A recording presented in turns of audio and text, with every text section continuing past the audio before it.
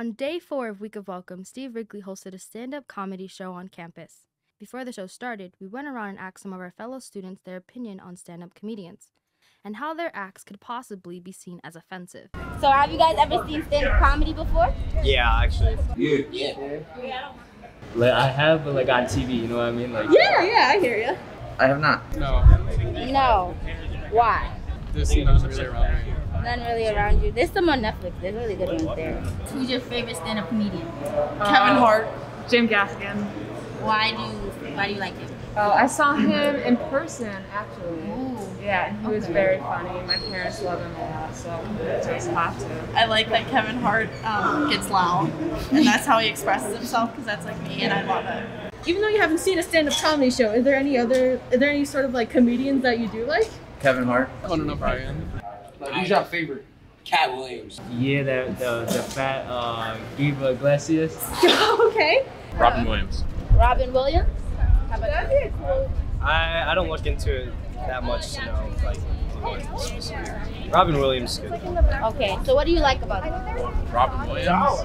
He's the greatest comedian of all time. Have you ever been offended by something a comedian has said?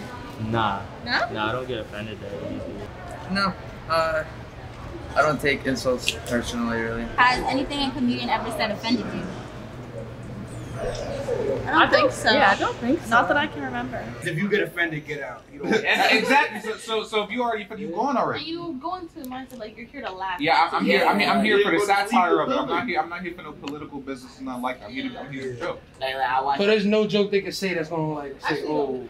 Probably off rip. Probably nah. off rip. I ain't Nah, gonna lie. because if you know that it's not on the basis of something for real, then I'm not gonna be sad. But if I know that he's here specifically trying to make me laugh, and I'm gonna say, I'm not They're gonna gonna do anything. They don't know you as a person. Yeah, It could just be coincidence. yeah. I mean, anything that they say take, they don't even know you like that. So it's not like they directly coming for you. Nah, unless that comedian like know you. That comedian know you. It might be like, who that fat I'm like, I'm feeling crazy. Is there any other kind of like celebrity or influencer that you know that may have like crossed the line a little bit, or you're just fine with everything? Yeah, no, I don't. Yeah, I'm fine with everything. Well, they've definitely crossed the line, but I mean, it's all about comedy at the end of the day. That's fair. Has a celebrity influencer you enjoyed ever crossed the line? Not that I know of. Excellent question. Probably. I can't think of anyone at the moment. So I'm a country music fan, and Garth Brooks, he crossed the line after he made it big and divorced his wife for no reason after he made it big. And I mean, he's still a good guy, but it's just he's made dumb decisions because he's famous.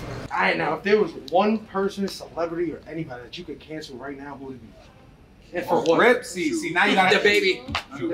Yeah. For what? Probably all Because past of president. what he said. Just cause? Yeah. The baby got canceled from 6 performances for that. Oh god. Oh, he They did canceled get. Oh, for he's not 6 even. He said something about the STD. And he said something about LGBTQ. If you could cancel anyone right now, who would it be? I don't think I have an answer for That's that one. fine. That's totally I don't fine. know. Jake Paul. Jake Paul, yeah. If you could cancel anyone right now, who would it be and why? Okay. People who said that we need to wear masks on campus. Oh, thank you. Yes, I agree. Thank you very much. Appreciate you. All Have right. a good day. Thank you. Thank you so much. Of course. Thank you very much. Yeah, no problem. Have a good one. You too. Now let's check in with some of the comedians and our favorite son, Randy. So I got like a little question. So, would it be easier to script your jokes or just bring like real life experience into it? It's about. There's no one answer. Which that's the thing that's like great about stand-up is there's so many ways to be good at it. There's so many ways to do it. I feel like all of my jokes are usually based on experience and not just like writing. It's mainly just based on That's where you find the most humor is in like real life experiences, and you're like, oh Yeah. man, this is when it's happening. You're like, yo, this is freaking hilarious. You know what I mean? You gotta take note of it. How can I say this to an audience where you know what I mean? They'll feel exactly like I felt in that moment, and that's the craft of learning how to Yeah, I feel like there's a kind walk of them through that experience or that story. Or, Yeah, you know what I I mean? think How so. it happened to you. You got to be able to portray it to an audience of people. Well, I think there's like a couple different styles. Like you have people who are very heavily storytellers. That most of their stuff will be stories. A lot of people will be very much like characters or riffing or like crowd work or material or there's so many different ways, and you can combine them all into an act. You could have one act that's like all material, one act that's all crowd work. Like there's so many ways to do it. That's what's cool is that there's no like right or wrong. Like there's no college. You can never have like a college course on how to do stand up because there's no like. If they're laughing, like that's it. You know what I mean? That's what it's something different for every single person that get on stage, man. Like, yeah.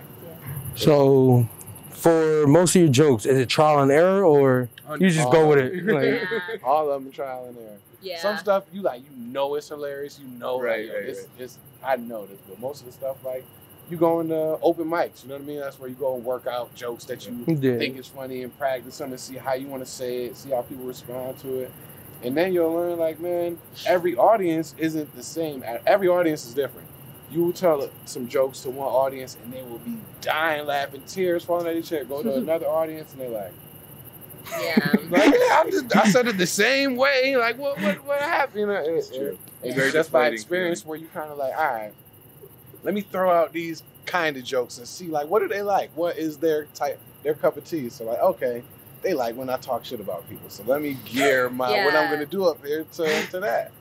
I forgot the question. Right. Oh yeah.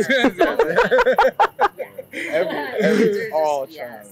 Yeah. It'd be like if you were doing a presentation for a class, but you got to do that over and over again until that was like the best presentation you've ever given. Yeah, you know what I mean. That's a good way to describe it. I think. Yeah. Well, yeah, you just gotta be comfortable being naked and not being afraid of bombing, and then you just go and you tweak and you work on stuff. The fear is gonna be there. You just gotta push through it, man. It's you always gonna have that little anxiety or fear like killing before yourself. you going up. Just microdosing, death. wow. Yeah, you guys put on hell of a show today.